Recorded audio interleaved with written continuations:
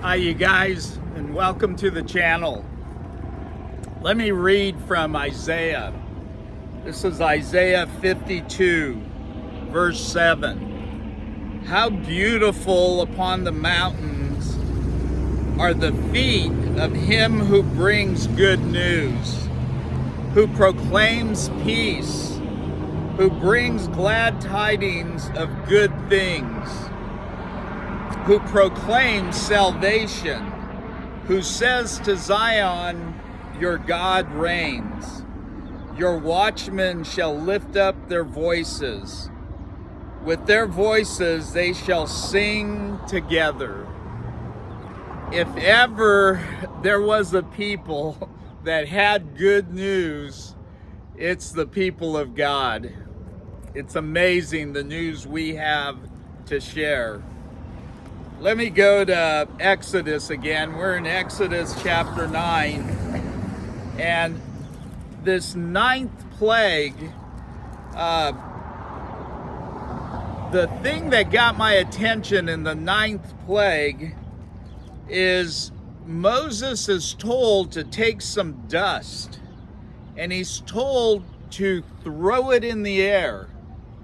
But what's unique is he's told to throw it in the eyes of Pharaoh, not into Pharaoh's eyes, but where Pharaoh can see what he's doing. Here it is. Let me read this. This is Exodus chapter 9.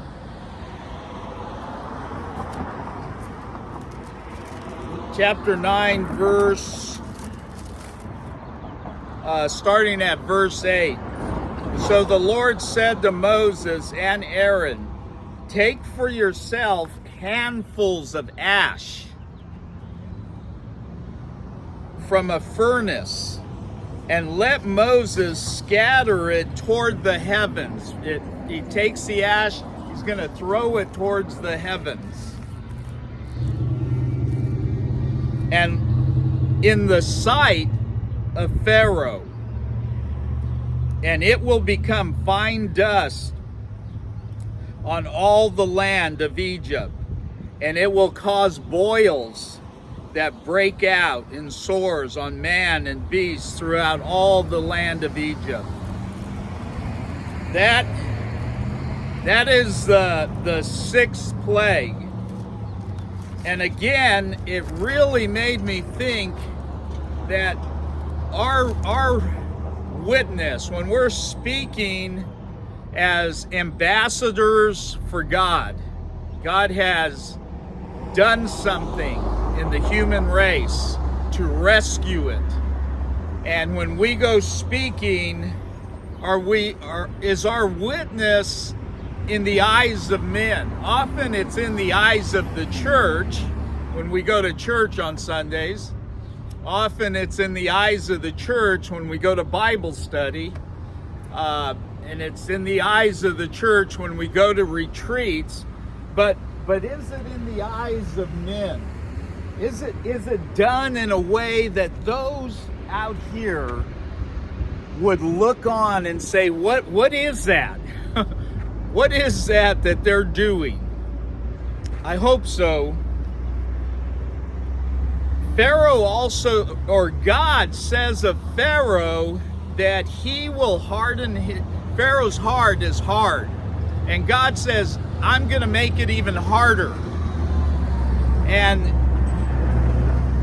Pharaoh already doesn't care. He doesn't care about people. He doesn't care about his people even. And every time so far he says to Moses, okay, stop and I'll let him go. And he doesn't about the Israelites. He won't let them go. But Pharaoh's heart becomes even worse, but it's already bad. And it makes me think, if God were to increase the condition of my heart as it is, what would that look like? That's a scary thought.